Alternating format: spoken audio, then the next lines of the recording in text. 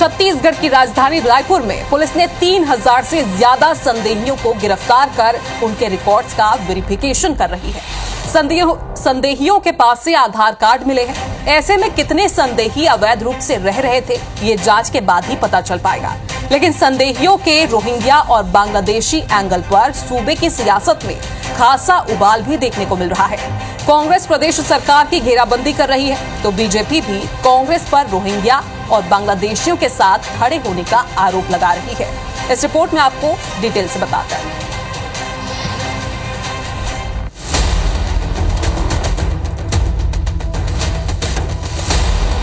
राजधानी सुरक्षित नहीं है। जो भी अवैध रूप से रह रहे होंगे उन पर कार्रवाई निश्चित रूप से होनी चाहिए। कहीं न कहीं से ये लोग आज ऐसे जो रोहिंग्या है उनके साथ खड़े हुए दिखाई देते हैं।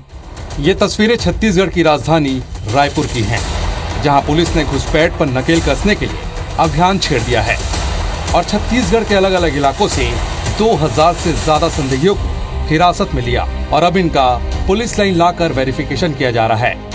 उनके फॉर्म भरवाए जा रहे हैं। पुलिस प्रशासन के अनुसार हिरासत में लिए गए संदेही बिना मुसाफिरी दर्ज कराए छत्तीसगढ़ के अलग अलग इलाकों में रह रहे थे। अव्यवस्थित टाइप के व्यवसाय कर रहे हैं या फिर ठेले खोंचे लगा रहे हैं, लोग व्यवस्थाओं को भंग कर रहे हैं, जिनके सत्यापन की आवश्यकता है पुलिस को। इसलिए आज ये अभियान चलाया गया और जैसे इन लोगों को जहाँ जहाँ के हम लोगों के पास में सूचनाएं थी उन लोगों को यहाँ इकट्ठा किया गया। सत्यापन किए जाने के उपरांत में जो जैसा पाया जाएगा वैसे वैधानिक कार्रवाई की जाएगी।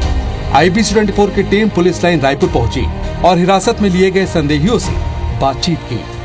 मालदा का क्या काम करने हैं? बर्तन बेच रहा हूँ। नहीं, थाना से लेकर आया रूम से। तो यहाँ कब से रह रहे हो? ये 2 साल से रह रहा हूँ। करीबन 20 साल हो गया सर। रेडियम का काम करता है सर। जो गाड़ी में जो रेडियम लगाते हैं फूल पत्ती बिक्री करते हैं। आधार कार्ड वगैरह? जी है, अपना है। पश्चिम बंगाल। क्या काम करते हैं? फेरी का काम करता हूँ सर। कब से होता है? 6-7 साल से। तो यहाँ पे जो थाने में मुसाफिरी दर्ज होती है वो करवाए थे? हाँ, करवाए थे। आधार कार्ड वगैरह है? सब कुछ।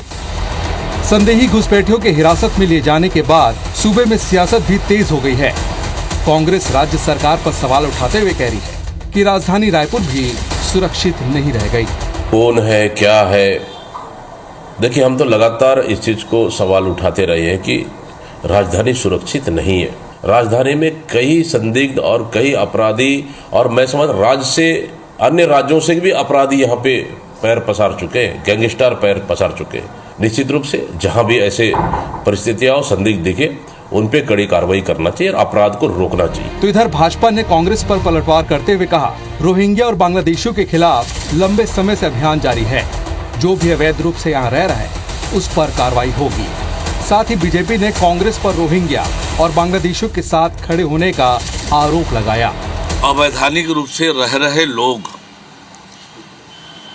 और उनके कारण से कानून व्यवस्था की स्थिति निर्मित होना, कानून व्यवस्था के लिए भी खतरा है, आम लोगों के लिए भी खतरा है। इन सब बातों को ध्यान में रखकर प्रशासन ने इस पर बहुत गंभीरता से ध्यान दिया है और जो भी अवैध रूप से रह रहे होंगे उन पर कार्रवाई निश्चित रूप से होनी चाहिए। हमारे बेटियों के साथ में हमारी आदिवासी कहते हैं बहनों के साथ में उन्होंने अनाचार किया, उनके साथ में शादी रचाने का भी ढोंग रचाया।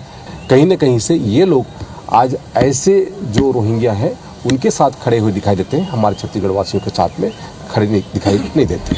छत्तीसगढ़ में घुसपैठियों को लेकर अक्सर बीजेपी कांग्रेस के बीच जुबानी जंग छिड़ती ही रही है, लेकिन इसके इतर छत्तीसगढ़ में बड़े पैमाने पर घुसपैठियों का पकड़ा जाना खतरे की घंटी है। उससे भी ज्यादा खतरनाक है उनके पास आधार कार्ड का मिलना। क्या ये किसी सियासी साजिश का हिस्सा था, और अगर है तो कौन है इसके पीछे? और सवाल ये भी कि क्या कांग्रेस काल में घुसपैठियों की संख्या बढ़ी और इन संदेहियों को भारतीय आधार कार्ड किसने मुहैया कराया? क्या घुसपैठियों के जरिए डेमोग्राफी में बदलाव की साजिश हो रही है? और घुसपैठियों को शाह देने के पीछे आखिर कौन है? रायपुर से तहसीन जैदी, राजेश ताज के साथ ब्यूरो रिपोर्ट IBC 24।